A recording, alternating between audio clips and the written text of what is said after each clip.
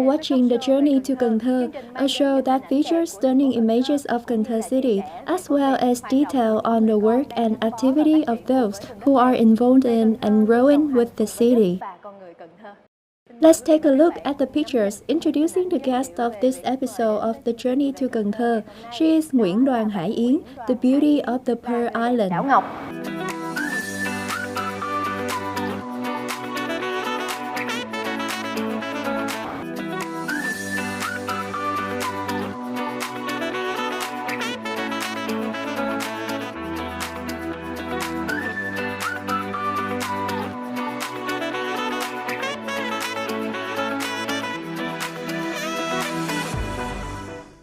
Hello, Miss Mộng Hoàng. Greetings to everyone watching the show.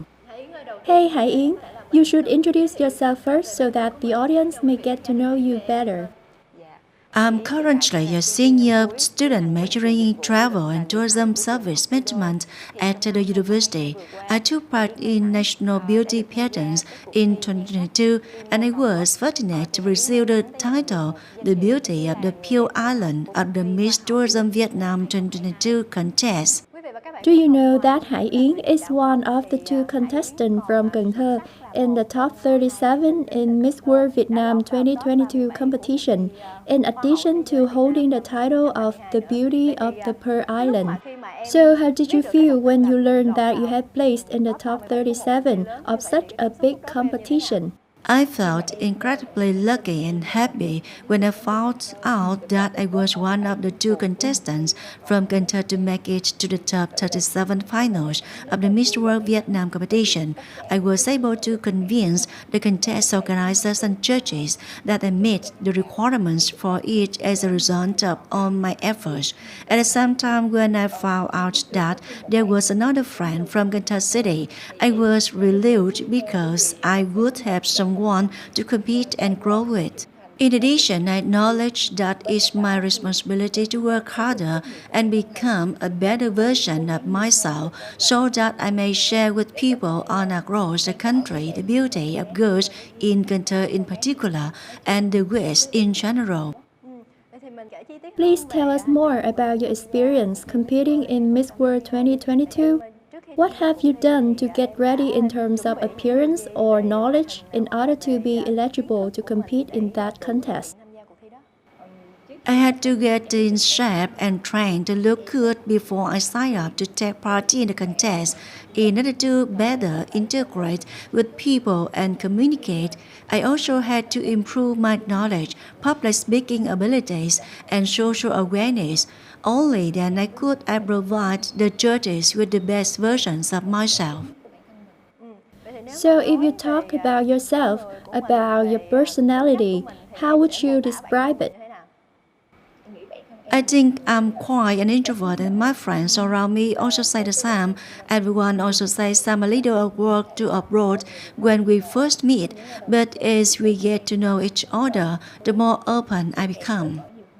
What additional aspect of the contemporary beauty standards, aside from appearance, do you consider as a candidate in the beauty competitions?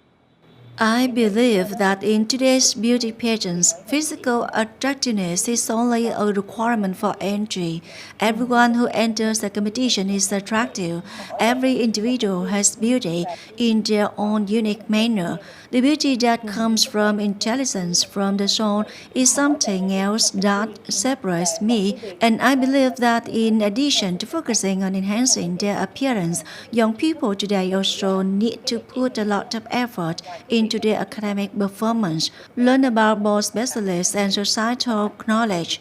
They should also take part in voluntary activities at the same time. We ought to be more charitable and loving toward those who are struggling around us. So you must have participated in many volunteer and social activities, right? Are there any of those activities that have special recollections for you among them? I was fortunate to take part in a lot of charitable events as part of Miss World Vietnam while the competition was going on. I got to talk to someone in it. She is very unique. Everyone addresses her as Maba. She lives in a German city alone. She has always given her all to helping kids in tough situations up to this point. MABA frequently makes garments for underprivileged kids, as well as organizes fundraisers and collects funds from sponsors to aid the leprosy village in Dakhla. I had the good fortune to meet MABA, and I still keep in touch with her even now. I occasionally travel to the Ho Chi Minh City to see her and talk about the things she did. I believe that by engaging in social and voluntary activities, you not only give love but also receive something valuable for yourself, right? Yes, that's accurate. Give and you shall receive is a common proverb. The first thing you will experience is relaxation. The more you give, your life will be considerably happier if you have numerous individuals. Do you wish to encourage others to start activities to assist in these circumstances in order to spread that love even further? That's also something I'm wondering about. I also hope that I will be strong enough in the near future to share more love in that way. Additionally, I want to engage in more charitable and volunteer work. Let's talk a little bit about yourself. You mentioned previously that you are an introvert. So, is there anything in life that you enjoy or that brings you joy? Normally, I read specialized books about soft skills and novels about life in my spare time.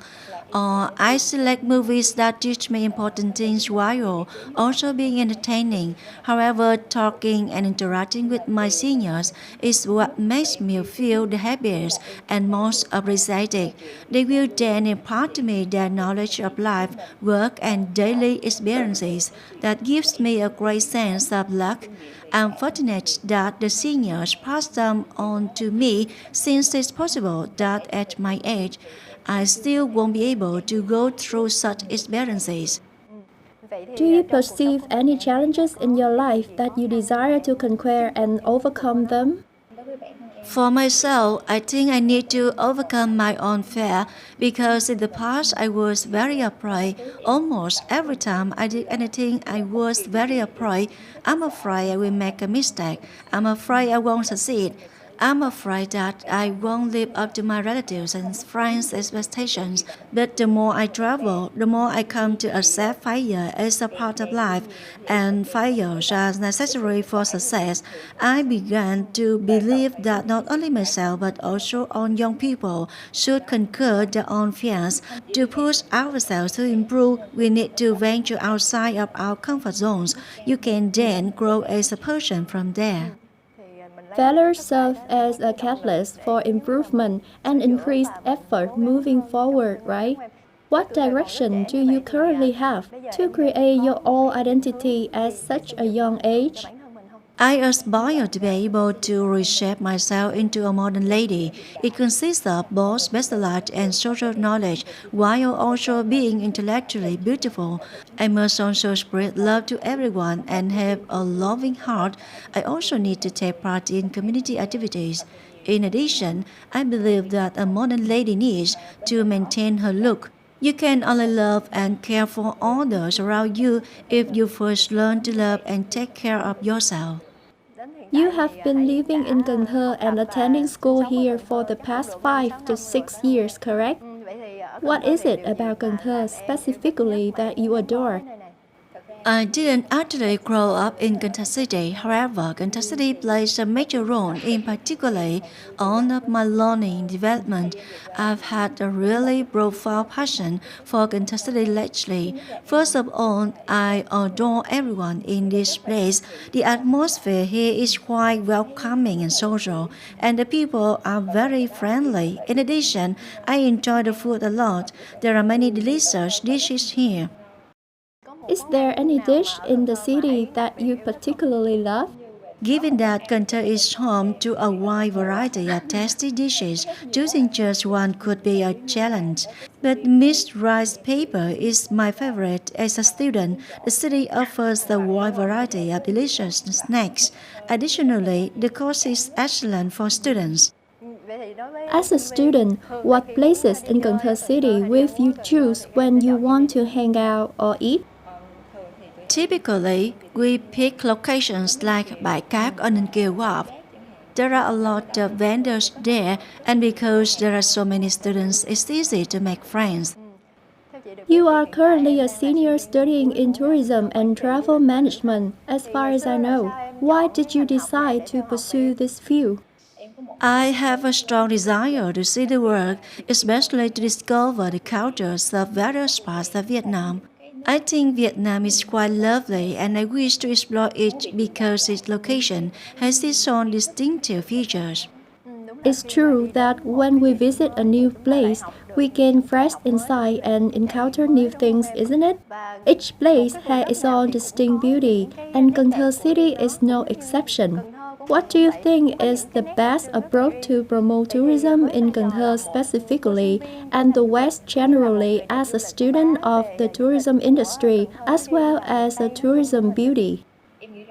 In my opinion, can encourage tourism like your own self. The best way to get the word out is for everyone in Cần Thơ specifically and the West in general to come over and promote with everyone they know across the nation. And I believe that as long as people continue to introduce themselves in that way, this journey will be replicated and more people will be aware of our city.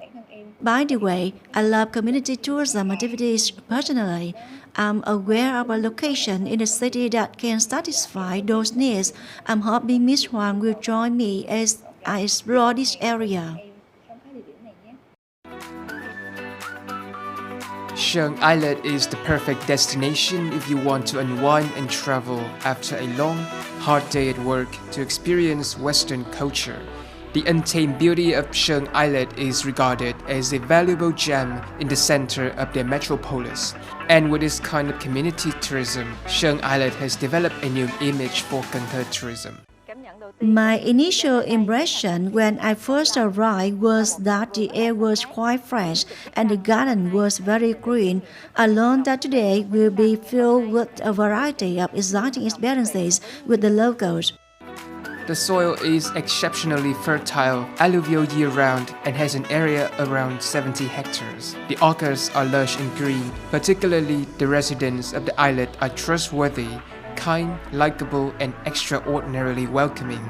They will eagerly elicit intimacy and affection from every demanding visitors to this location. Hello, Mom. What are you doing?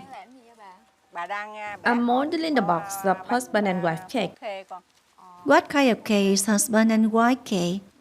This is a southern husband and wife cake. This cake can be sweet and savory, but I choose to make savory variations more often. When attending a wedding and people need to bring a sweet one, I also do it. When tourists come here, can they experience cake making activities? Yes, visitors come here with the intention of eating cakes and then participating in the box making process. This cake is said to be both delicious and significant.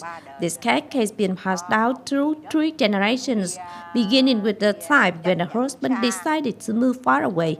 The wife baked a cake for him and brought it to the border, but was dumb as to what to call it. When her husband asked, the wife said she didn't know what kind of cake it was. The husband gave the cake the name husband and wife cake since he said that it was made possible by the couple's love. Can you show me how to do it? Let me show you the way.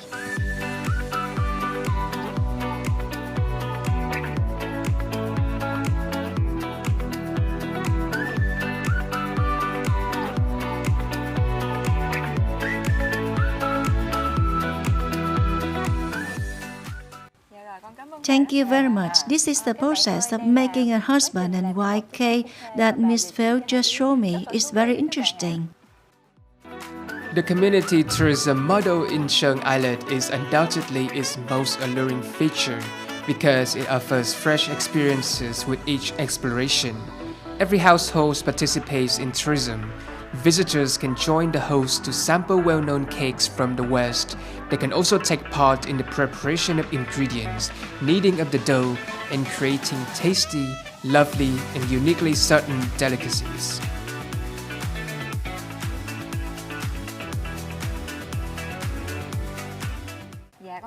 Good day, Miss Bảy. I'm a member of the Journey to Cần Thơ show. We'll showcase some stunning Cần Thơ sights today. We are now present at Công Minh Garden House. Can you tell us a little bit about this cake? The cake I'm baking is the wafer. I've been baking this particular cake since the dawn of time. To make flour, the rice is ground and then dried after being soaked in pineapple. On this island, there are lots of frog cakes in general. Are all the ingredients handmade? If you want delicious cakes, you have to make them by hand, so you can pick the type of rice. Flour is also available in the market, but using it to make cakes will not be to your liking. How many years have you been doing this job? It's not really a job. I didn't choose travel. Rather, travel chose me. All of the ladies on the island are skilled bakers.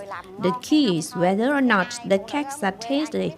These wafers are widely available, but because they are produced industrially, they won't taste as good as those created by hand.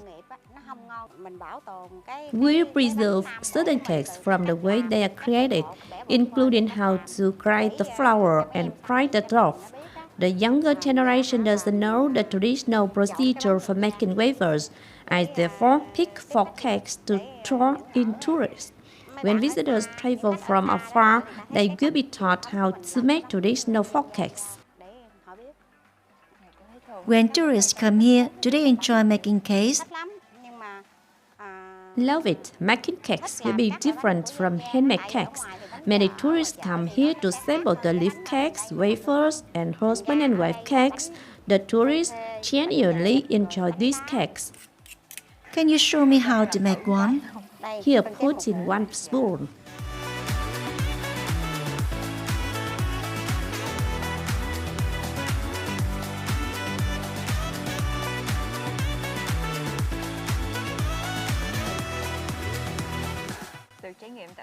Having direct experience baking traditional cakes is really interesting. We are aware of how our grandparents prepared the cakes. The family's wrap fish farming on Seong Islet is yet another must-see location.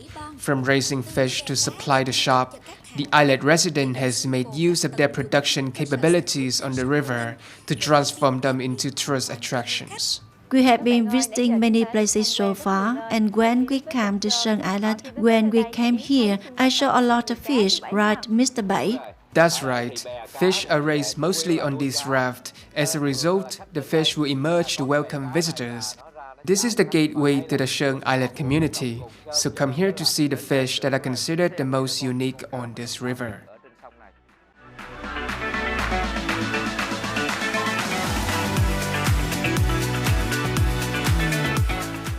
In a completely different space, visitors will enter another world. Coming to Seong Island, just viewing the sunrise or sunset on the Hậu River is a beautiful experience. It's calm and fresh with a serene beauty. When you come to Seong Island tourist area, you will be able to check in with beautiful scenes like this.